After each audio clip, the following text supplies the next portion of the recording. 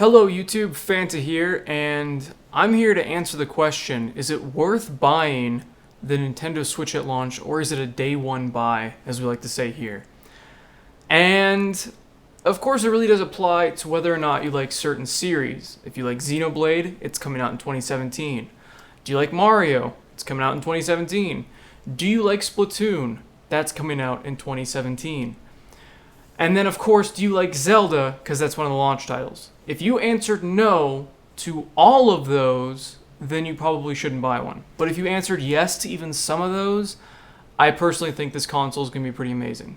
Let's just go over what I think about the console and why I have already put in my pre-order. So, Nintendo, of course, does a lot of weird things with their consoles. They even showed off a lot of the weird things they do with their consoles during the presentation, like how they had a handle on the GameCube and how they used motion controls and the extra screen for the Wii U. And I kind of like Nintendo because they take risks like that. There are some things I don't like about the Switch, which makes buying controllers way expensive, and I think they're focusing too much on the gimmicks a little bit, but we'll get into that a little bit. One thing that a lot of people are worried about is the support of games. Now, the Wii U, a lot of people argue that there's not enough games in the Wii U, and I gotta agree with you. There's not enough games, but there were quite a few quality titles for the Wii U, and so I felt that my purchase was justified for the Wii U.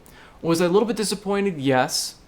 But I got my money's worth out of it. I played Wind Waker, again, the HD remake, that looked incredible. Bad example, but Splatoon was incredible. That's a good example, because that was a new IP, that wasn't just a remaster. The Paper Mario game I thought was a lot of fun.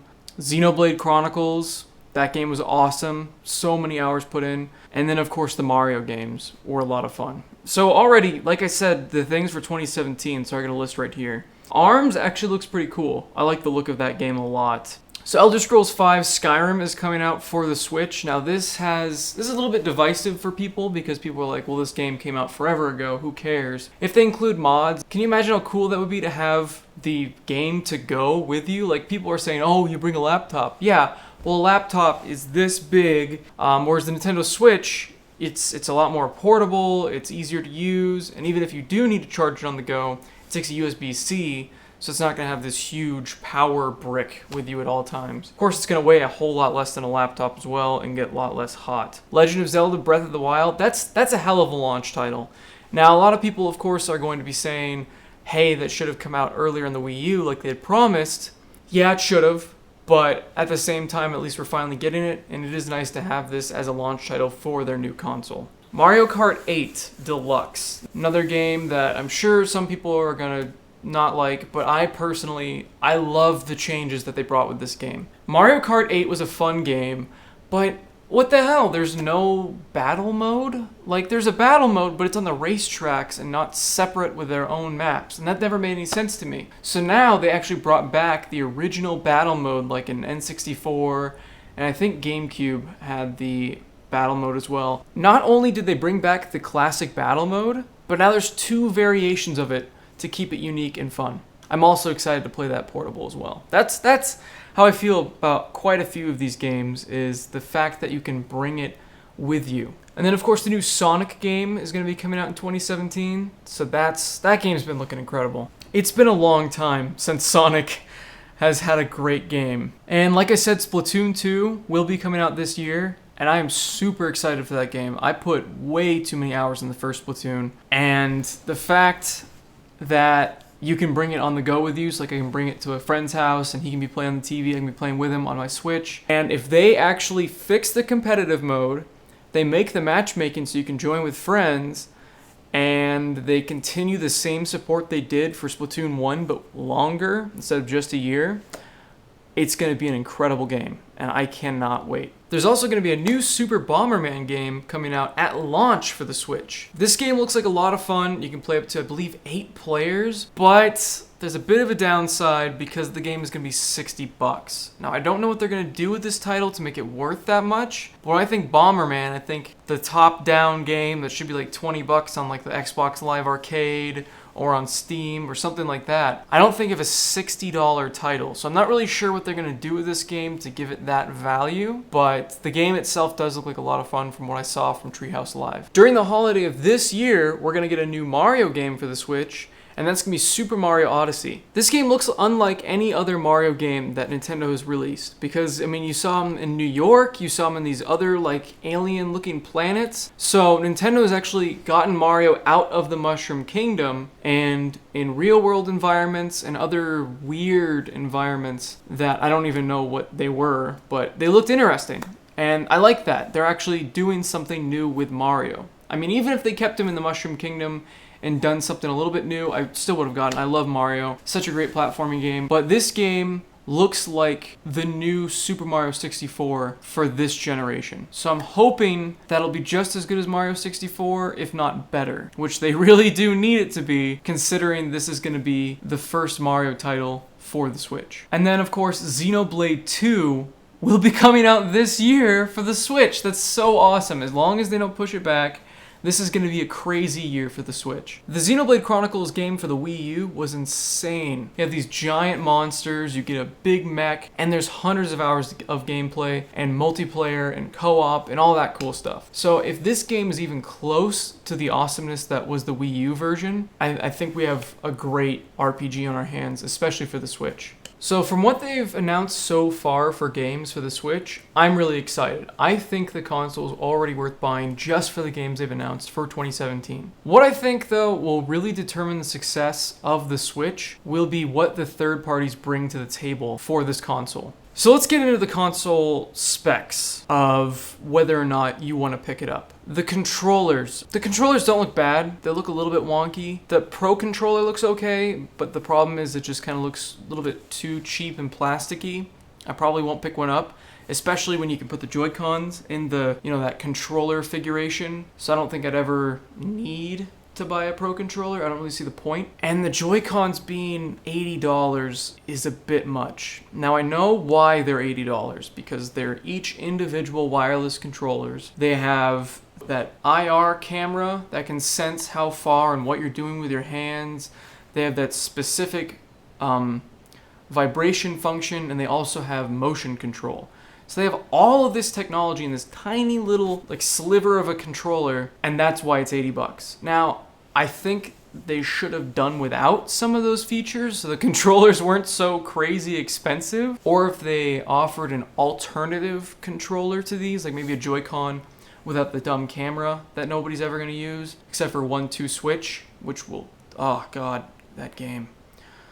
We'll see how it is, but from what I've watched, it's basically Miming Simulator 2017. Feel it.